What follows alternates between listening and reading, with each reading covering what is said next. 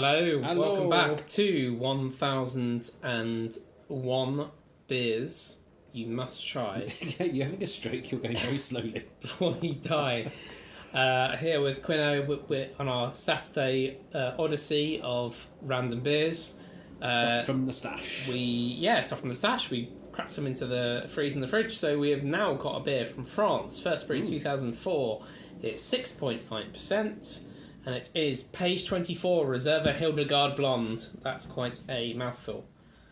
I like the design quite a lot. I don't really know what page 24 is about. It might explain what it is. I didn't really like the design. It looks a bit busy.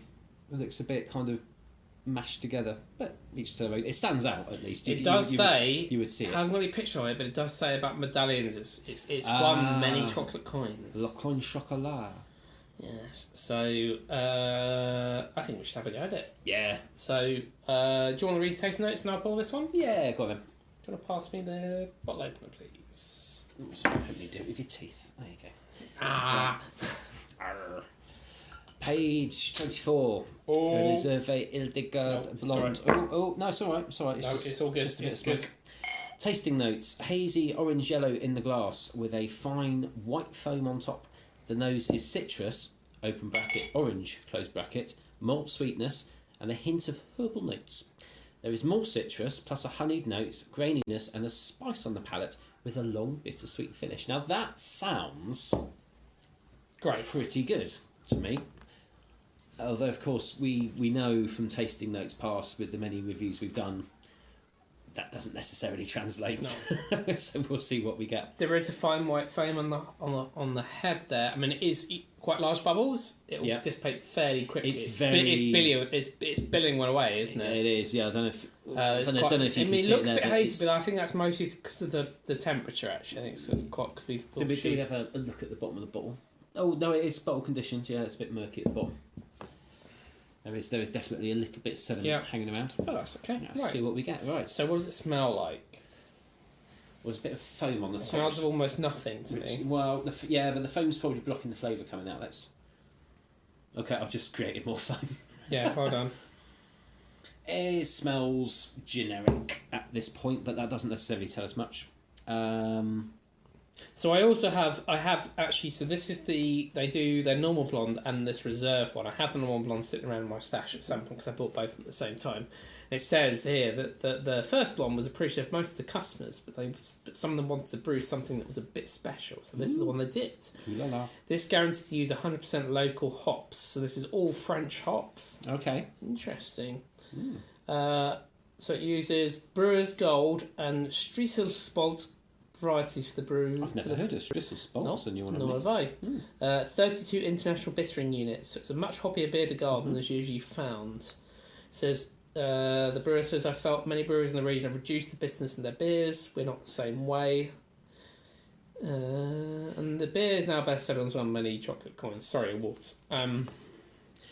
He says, that's probably why people told us what they liked about the beer was that it felt like beers they used to drink many decades ago. Oh, okay. Well, it talks a good game. Let's see what we get. Cheers.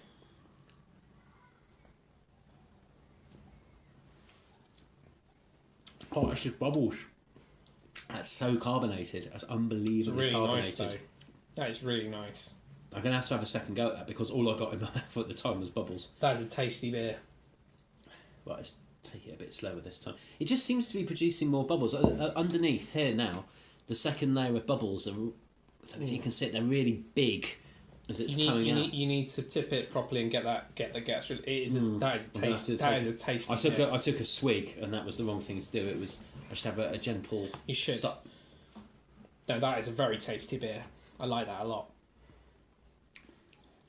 It's quite enjoyable actually. Yeah, that has got a lot of good flavour to it. Yeah.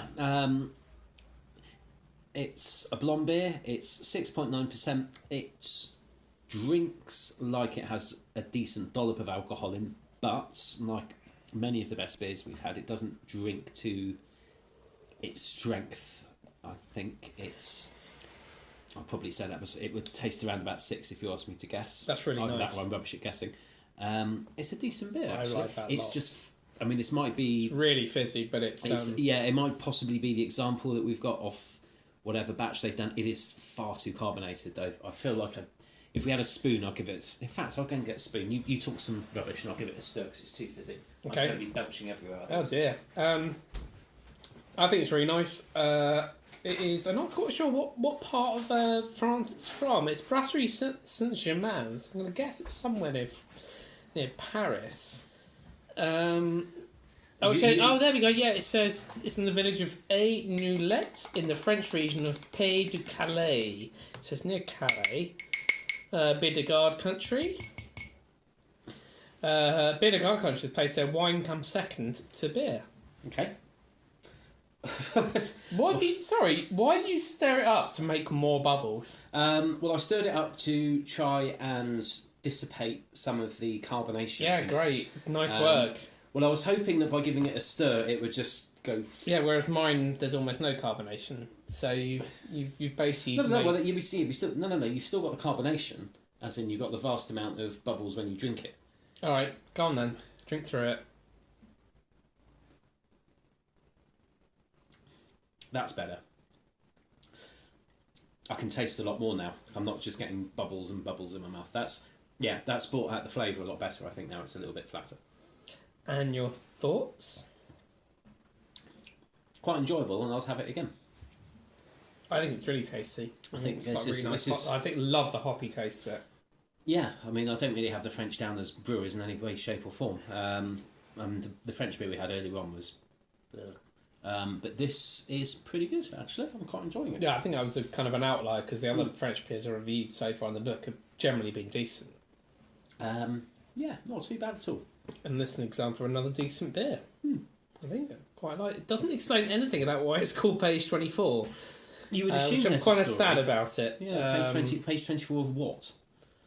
It doesn't say. There's nothing that explains it in the book or on the bottle. Mystery. But there we go. And it's in English as well, page 24. Unless that is... Is page French? Maybe it is page, page. Is that a French word to start with? Don't know. Maybe that's just me.